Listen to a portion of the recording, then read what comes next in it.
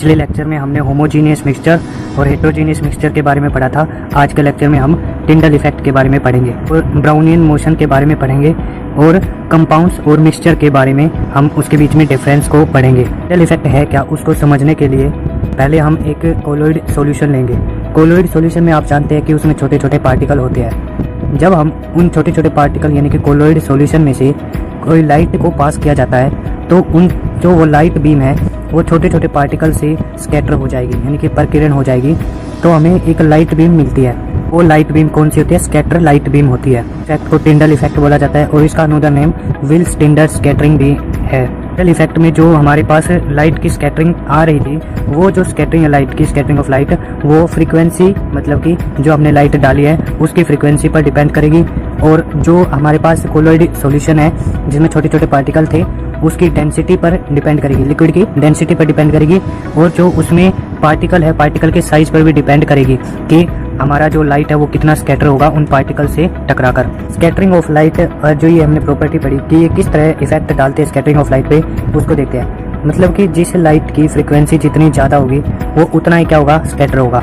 जिसकी फ्रीक्वेंसी जितनी ज़्यादा होगी उतना ही ज़्यादा स्कैटर होगा। देखिए हमारे पास जो वियोलेट कलर होता है, नीला रंग का प्रकाश होता है, जो लाइट होती है उसकी जो अपनी फ्रीक्वेंसी होती है वो कितनी होती है? बहुत ज़्यादा होती है। और उसकी जो वेवलेंथ है वो क्या होती है? कम होती है। आपको पता है ये फ्रीक्वेंसी और वेवलेंथ का इन्वर्स का प्रोपोर्शनल होता है, इन्वर्स का रिलेशन होता है। और जो फ्रीक्वेंसी और स्कैटर का डायरेक्टली का प्रोपोर्शनल होता है। तो जो हम उसकी लाइट की फ्रीक्वेंसी ज़्यादा होगी और वो इतना ही स्कैटर होगा, वो उतना ही फैलेगा। कि सबसे कम फ्रीक्वेंसी लाल लाइट की होती है, रेड लाइट की होती है, तो उसमें सबसे कम क्या होगा? स्कैटरिंग ऑफ लाइट, वो सबसे कम मुड़ेगी। इफेक्ट के एग्जांपल भी है हमारे पास। जैसे अंधेरे कमरे में आप देखते हो कि जब सूर्य का प्रकाश आता है तो उसमें से आपको छोटे छोटे पार्टिकल नजर आते हैं, छोटे छोटे पार्टिकल दिखाई देते हैं। तो पार्टिकल हमें दिखाई दे रहे हैं वो टिंडल इफेक्ट की वजह से ही दिखाई दे रही है। यानी ये जो छोटे छोटे पार्टिकल जो एयर में मौजूद होते हैं वो लाइट से टकराकर, लाइट सूर्य की जो सन की लाइट आती है उससे वो टकराएगी पार्टिकल से और वो चमकना स्टार्ट कर देगी। जो हमें ये पार्टिकल चमकते हुए दिखाई दे रहे हैं वो इन्हीं टिंडल इफेक्ट की वजह से ही दिखाई देते हैं। अगर एक और एग्जांपल है, आप सिनेमा घर में एक प्रोजेक्टर देखते हैं। प्रोजेक्टर में क्या होता है? वहाँ से लाइट जाती है, जो एयर में जो पार्टिकल होते हैं छोटे छोटे पार्टिकल, वो क्या करते हैं? जो प्रोजेक्टर की लाइट होती है उससे वे पार्टिकल टकराते हैं और वो लाइट स्कैटर होती है। स्कैटर होने से वे क्या होते हैं? वे पार्टिकल की मौजूदगी उसमें दिखती है, लाइट जो पार्टिकल है वो चमकते हैं, जो हमें दिखते हैं। टॉपिक की ओर बात करते हैं, हमारा ब्राउनियन मोशन।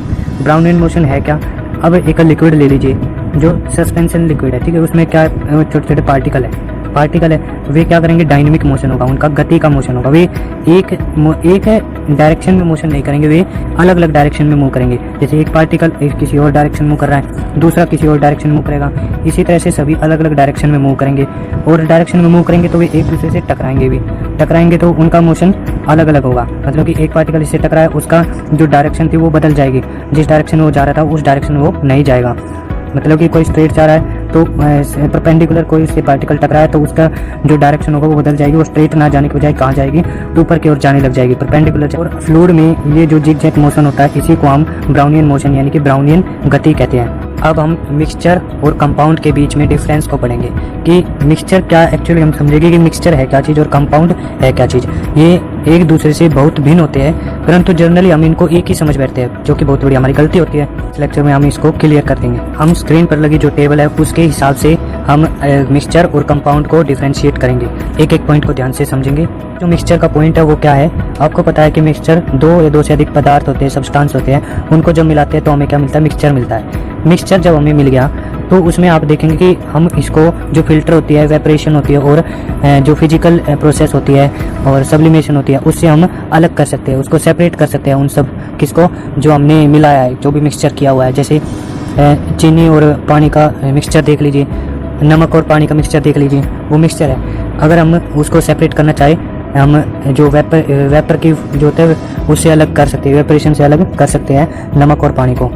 हमारा दूसरी तरफ कंपाउंड है। कंपाउंड आपको पता ही है किससे मिलकर बना होता है? कंपाउंड हमारा एलिमेंट से मिलकर बना होता है। अब एलिमेंट से मिलकर बना होता है तो आपको पता है कि हम एलिमेंट्स को इस प्रकार अलग नहीं कर सकते। एक जब हमें कंपाउंड मिल गया एलिमेंट्स का मिक्स होकर, हम उसको फिजिकल प्रोसेस के द्वारा अलग नहीं कर सकते। जैसे अपने पास H2 है, वाटर है, तो हम उसको हाइड्रोजन और ऑक्सीजन को फिजिकल प्रोसेस के द्वारा अलग नहीं कर सकते कि जैसे हमने फिल्टर हो गया और सब्लिमेशन हुआ, इसकी सहायता से अलग नहीं कर सकते। हाँ, हम केमिकल रिएक्शन की वजह से इनको अलग कर सकते हैं। आपको पता है दूसरा पॉइंट है, मिक्सचर में जो होता है सभी के गुण पाए जाते हैं, सभी सब्सटेंस के गुण पाए जाते हैं। क्यों पाए जाते हैं? क्योंकि जो हमारा मिक्सचर होता है वो दो से अधिक सब्सटेंस से मिलकर बना होता है, यानी कि मिक्स होता है ये।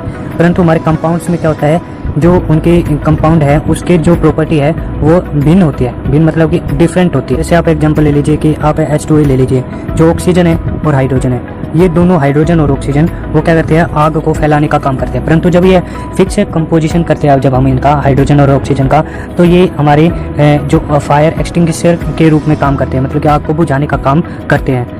तो इसकी प्रॉपर्टी आप देख ही सकते हैं कि एलिमेंट था ना जो हमारा, जो हाइड्रोजन और ऑक्सीजन है वो अलग अलग था, उसकी प्रॉपर्टी अलग थी। जब H2O बन गया, कंपाउंड बन गया, तो उसकी प्रॉपर्टी अलग है। मिक्सचर में हमारा तीसरा पॉइंट है कि मिक्सचर में जब हम मिक्सचर बनाते हैं तो जो एनर्जी होती है, जो इंटरनल एनर्जी जो उसके मिक्सचर या सब्सटेंस के अंदर होती है, ना तो वो एब्जॉर्ब करती है और न ही वो क्या करती है, एमिट होती है। जैसे कि एनर्जी हमारी हीट होगी, लाइट होगी, ये कोई भी एनर्जी, दो एनर्जी कभी भी ना तो एब्जॉर्ब करेगी ना ही एमिट करेगी। परंतु कंपाउंड्स में क्या होता है, जो ये एनर्जी होती है लाइट और हीट, वो दोनों क्या करेगी, एब्जॉर्ब की करेगी और एमिट भी करेगी। जो मिक्सचर का पॉइंट है हमारा, वो क्या कहता है कि जो रेशो होता है ना सब्सटेंस का, जो इंग्रेडिएंट्स होते हैं, अवयव होते हैं, वो अनिश्चित होता है, फिक्स नहीं होता है। जैसे हमने बताया था कि एक गिलास कोई भी पानी ले लीजिए, उसमें हम चीनी कितनी चम्मच घेर सकते हैं, परंतु ये तो हमारा मिक्सचर बन सकता है, ठीक है। परंतु जो हमारा कंपाउंड होता है उसको हम फिक्स रेशो में लेते हैं। जैसे कि 2 हाइड्रोजन हमने हाइड्रोजन एटम के लिए और 1 ऑक्सीजन एटम लिया, तभी हमारा कंपाउंड बनेगा H2O। नहीं तो अगर हम अलग अलग वो लेते हैं ना एटम, जैसे हाइड्रोजन 3 ले लीजिए और ऑक्सीजन 2 ले लीजिए, तो हमारा वाटर मॉलिक्यूल नहीं बनेगा, हमें फिक्स कंपोजिशन। इसी तरह से कार्बन डाइऑक्साइड बनती है, कार्बन डाइऑक्साइड में क्या चाहिए, 1 कार्बन चाहिए और 2 ऑक्सीजन चाहिए। इसी तरह से हमारे कंपाउंड बनते हैं, ये इनका रेशो क्या होता है, फिक्स होता है। जो मिक्सचर का हमारा पॉइंट कह रहा है, वो क्या कह रहा है कि इसका जो मेल्टिंग पॉइंट और बॉइलिंग पॉइंट और डेंसिटी होती है वो क्या होती है, अलग अलग होती है, मतलब कि फिक्स नहीं रहती। क्यों नहीं रहती? क्योंकि इनका आप देख सकते हो कि जब इनका रेशो फिक्स नहीं हो सकता कि हम कुछ भी चीज़ मिला सकते हैं, इसमें मिक्स करके कोई भी मिक्सचर बना सकते हैं, तो इसका बॉइलिंग पॉइंट और जो मेल्टिंग पॉइंट या डेंसिटी है वो बदल सकती है। परंतु कंपाउंड में ऐसा नहीं होता, इसका मेल्टिंग पॉइंट, बॉइलिंग पॉइंट और जो डेंसिटी होती है वो फिक्स होती है। जैसे कंपाउंड ले लिया ना, H2O, वाटर ले लिया, CO2, इनके जो भी मेल्टिंग पॉइंट, बॉइलिंग पॉइंट होगा वो क्या होगा, फिक्स होगा।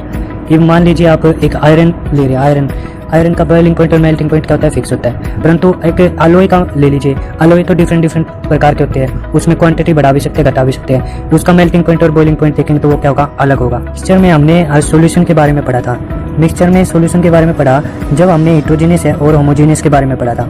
जो मिक्सचर में होते हैं ज़्यादातर वो हेट्रोजीनियस होते हैं, जो सॉल्यूशन थे वो हेट्रोजीनियस होते हैं, और जो ज़्यादातर सभी हेट्रोजीनियस होते हैं, ओनली होमोजीनियस को छोड़कर। परंतु जैसे हमने देख रहे कंपाउंड में सभी कौन से होते हैं, होमो होते हैं, सभी होमो होते हैं, सेम होते हैं। तब आप समझ ही चुके होंगे कि जो मिक्सचर में होता है कि 2 या 2 से अधिक मॉलिक्यूल्स हो सकते हैं, मतलब डिफरेंट मॉलिक्यूल हो सकते हैं। परंतु हमारे जो कंपाउंड्स है, कंपाउंड्स में एक ही प्रकार के मॉलिक्यूल होंगे, उसमें अलग अलग मॉलिक्यूल नहीं होते। जब मिक्सचर में अलग अलग मॉलिक्यूल ही होते हैं तो इसका कोई फिक्स केमिकल फॉर्मूला नहीं बनाया जा सकता। परंतु हमारे जो इसमें मॉलिक्यूल होते हैं वो सेम होते हैं, तो हम इसका केमिकल फॉर्मूला बना सकते हैं। जैसे कि H2 हो गया है ना, इसका फॉर्मूला बना सकते हैं। अब आयरन Fe2O3 आयरन ऑक्साइड बना दिया फॉर्मूला।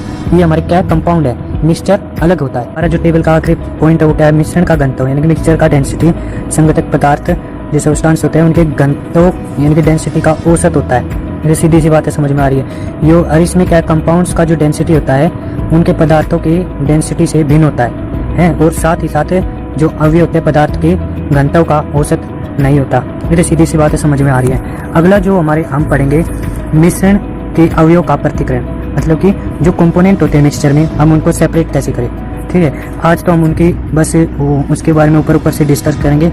लेक्चर में हम इनकी पूरी डिटेल स्टडी करेंगे। अगला लास्ट लेक्चर होगा हमारा दूसरे चैप्टर का, तो हमारा दूसरा चैप्टर खत्म हो जाएगा। आइए पढ़ते हैं method of separation of mixture, कि हम किस प्रकार से कि इसको मिक्सचर को सेपरेट कर सकते हैं, इनके कंपोनेंट्स को। जो हमारा पहली प्रोसेस होती है वो है क्रिस्टलाइजेशन, दूसरी है डिस्टिलेशन, डिस्टिलेशन को आसवन कहते हैं। अगली है क्रोमेटोग्राफी, वर्णलेखन, इवेपोरेशन, सब्लिमेशन, सेडिमेंटेशन, और इसी को क्या कहते हैं डिसेंटेशन, और फिल्ट्रेशन, सेंट्रीफ्यूगेशन। हम इस आने वाले लेक्चर में इन सभी प्रोसेस को डिटेल स्टडी करेंगे। आज का लेक्चर हमारा यही खत्म होता है। Thank you.